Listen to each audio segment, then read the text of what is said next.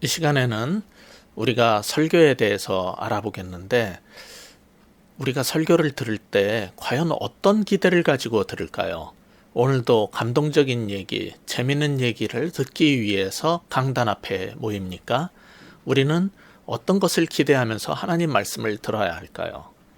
때로는 우리가 계획했던 것과 다른 하나님께서 이 설교를 통해서 놀라운 일을 행하신다는 것을 발견하게 됩니다. 따라서 우리는 많은 기대를 가지고 이 설교 시간에 같이 임할 수 있으면 좋겠습니다. 과연 설교는 우리에게 오늘날 어떤 기능을 할 수 있을까요? 제가 그 전에 목회를 할 때였습니다.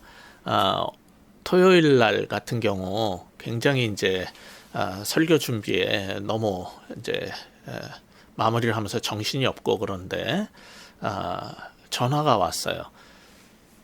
목사님 혹시 내일 설교 후에 잠시 상담을 좀 받을 수 있을까요? 그러길래 예배와 예배 사이에는 이제 정리를 하고 다음 설교 준비를 해야 되기 때문에 정신이 없고 주일에는 힘이 되니까 다음 주 화요일쯤에 상담하면 안 될까요? 그랬더니 이건 너무 급한 문제래요. 꼭 중요한 문제가 있어서 그러니까 내일 좀 상담을 받고 싶다는 겁니다.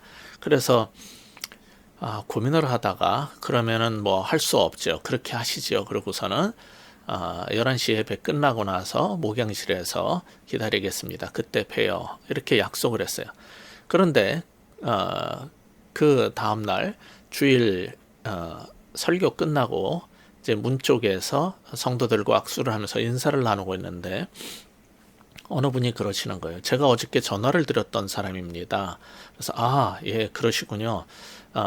이제 인사 끝나는 대로 올라갈 테니까 먼저 가서 잠깐만 기다려 주세요. 그랬더니 그럴 필요가 없습니다. 그래서 무슨 소리입니까?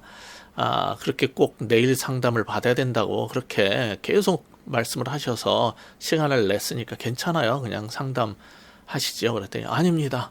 그럴 필요가 없습니다. 그래서 속으로 제가 이거 왜 이러지? 도대체 무슨 소리를 하는 거야? 그랬더니 오늘 설교를 들으면서 모든 문제가 해결이 됐습니다. 그러고 가시는 거예요.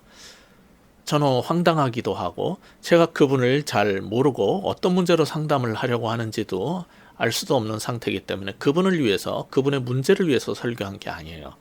그런데 그분은 예배 중에 설교를 듣고 저는 교회를 위하여 한 사람 한 사람에게 말씀하듯이 하지만 분명히 교회를 위한 하나님의 말씀을 전했음에도 불구하고 그 사람은 자신의 문제가 해결이 됐다는 거예요.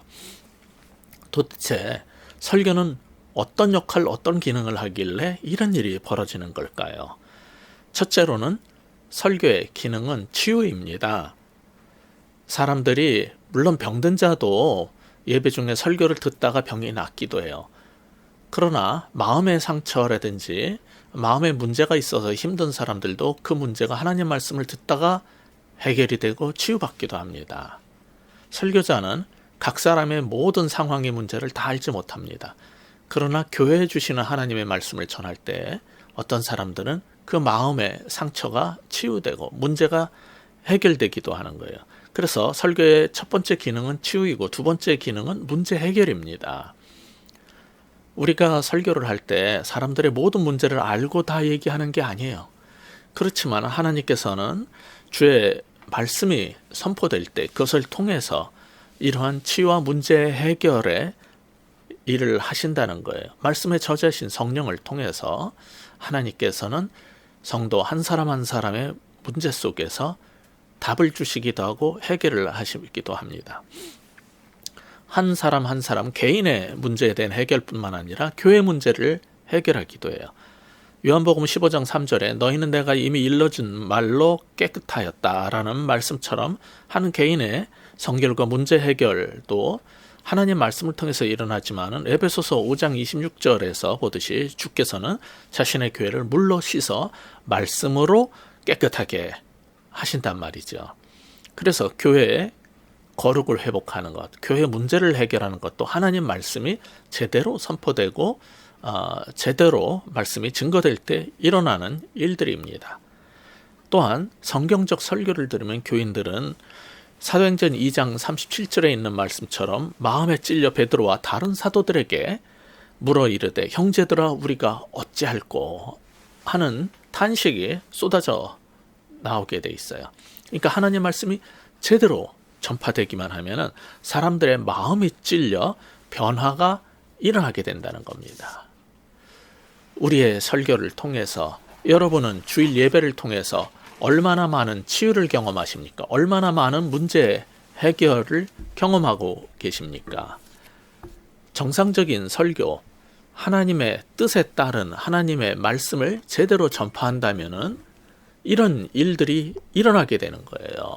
그러니까 이런 기대를 가지고 설교를 들어야 하는 것이고, 그저 새로운 걸 배우기 위해서, 그저 재밌기 위해서, 감동을 받기 위해서만 설교를 찾고 그런 설교를 들으려고 하면 안 됩니다. 여러분은 신앙생활을 하시면서 설교를 수도 없이 들었을 거예요. 매주 그렇게 될 수는 없어요. 어떤 목사님도 매주 그렇게 완벽한 최고의 설교를 할 수는 없어요. 그러나 한 달 교회를 다니고 6개월을 다니고 1년을 다니고 2년을 다니고 5년, 10년을 설교를 들었는데 마음에 찔림도 없고 변화도 없고 문제의 해결도 없고 치유도 일어나지 않는다면 도대체 그것은 무엇입니까? 교회 예배 그리고 설교는 누가 말 잘하나 그런 말씀 잔치 시간, 재롱 시간이 아닙니다. 하나님 말씀이 선포될 때 하나님 말씀이 스스로 일하시고 이런 역사를 일으킬 수 있으면 좋겠어요.